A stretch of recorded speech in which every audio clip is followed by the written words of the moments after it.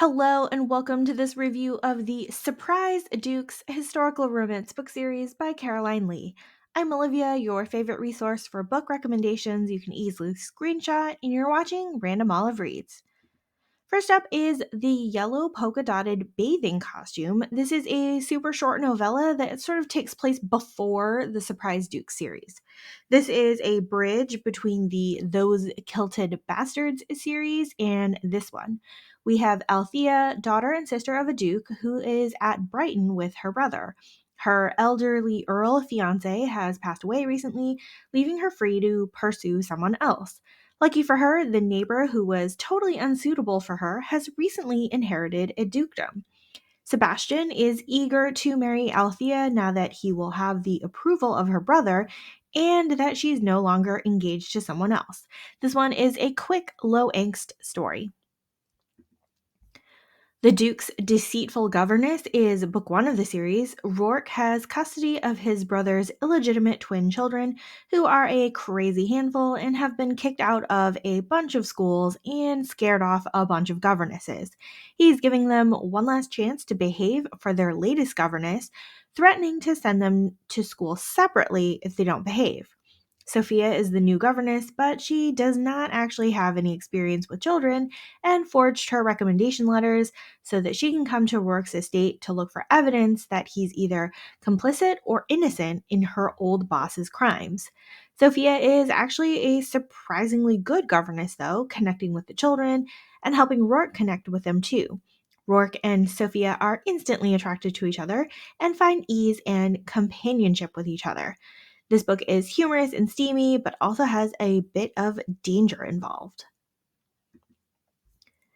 The Duke's Bartered Mistress is book two of the series. Scarred and reclusive demon is unwilling to accept money to repay an earl's debt, wanting instead the location of the earl's brother who betrayed him.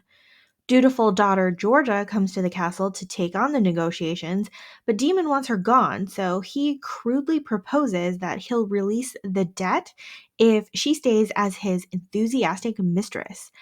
Georgia wants the approval of her father, so she's willing to do whatever it takes to wipe out this debt, and it doesn't hurt that she actually desires Demon. She agrees to the bargain and spends the next 5 weeks in Demon's castle. As they spend more time together, both in and out of the bedchamber, they slowly start to fall in love, but are hesitant to ask for anything beyond their initial agreement. The Duke's Counterfeit Wife is book three of this series. The setup of this book is totally crazy and definitely not historically accurate, but the author acknowledges this in the author's note before you even start the book. An elderly duke in the Highlands sets a contest in the newspaper to select his next heir out of a list of distantly related contenders.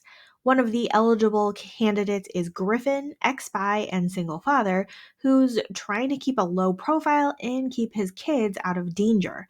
He lives next door to Felicity and her teenage son, who inconveniently comes over through a door on a shared wall between their homes to spend time with his new best friend, Griffin's daughter.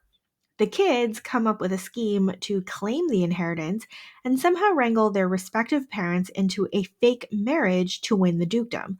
There's a ton of calamity and humor here with our blended family, but the Duke and his secretary are very understanding and kind. Plus, we have this ongoing plot throughout the series of finding this spy boss who betrayed them. The Duke's Daring Bride is book four of the series.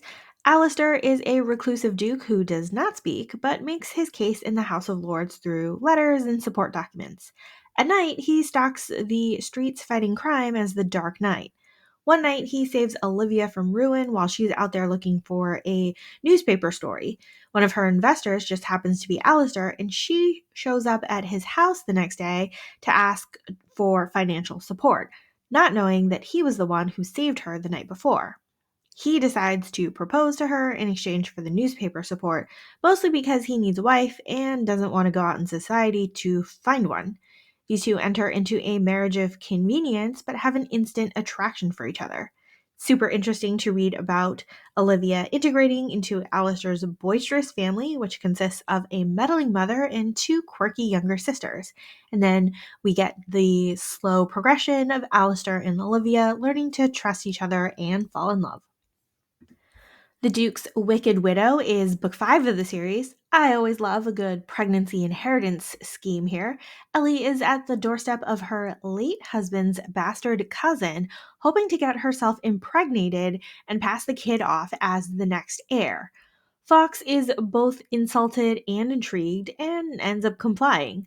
While Ellie's motives may seem selfish, she's really just trying to protect her stepdaughter and doesn't have any place else to go if her in laws throw her out. There's a lot of back and forth between Ellie and Fox as she tries to get pregnant, and he's keeping secrets about his role as the notorious Duke of Death. However, Fox proves to be kind and caring towards Ellie and her stepdaughter when they need it, and we also tie back to the overarching drama of the series with the traitor and his supposed agents trying to bring him justice. We start strong with the physical attraction in this one with a slow build towards a real relationship. And finally, we have The Duke's Mysterious Lover. This one is the final book in the series where we will finally catch the big bad villain that's been haunting all the main characters along the way. Thorn is the only unmarried friend left, so obviously this is his book. He's taken on much of the burden of catching the treasonous villain because he does not have a wife or children to consider. He does, however, have a very handsome young footman who has caught his attention, who's he's promoted to a valet. Kit is not actually a young man, but actually the daughter of a famous opera singer and some unknown nobleman, working as a footman so that she can get closer to high society where her father lives. She's just trying to catch a glimpse of the absent father to make her own judgment about his character. However, being promoted to Thorne's valet puts her in very close proximity to a very attractive man, and she's sorely tempted to give in. It's a sweet sort of romance built on their personalities rather than their outward social appearance, and Thorne is absolutely thrilled to learn that Kit is a woman and possibly marriageable. We also get to reconvene with all the other surprise dukes as they plot the final showdown. So, Caroline Lee is one of those authors who blatantly breaks a lot of rules of historical romance. She incorporates all sorts of anachronisms, cheesy puns, names of people and places that make you giggle, and self deprecating jokes about her own stories. The series does all of those things along with an overarching plot with a no good, very horrible villain. We get a mix of humor, steam, mystery, and of course, romance. While this series makes the most sense reading in order, Caroline's very helpful author's notes will give you enough backstory to get you going, even if you pick up a book at random. I thought this whole series was a delight and super fun to read. Thank you so much for watching this video. Hopefully you found a book or two to add to your TBR. Links to all of these books are in the description box. Like and subscribe to get updates, and you can follow me on Instagram at randomolive.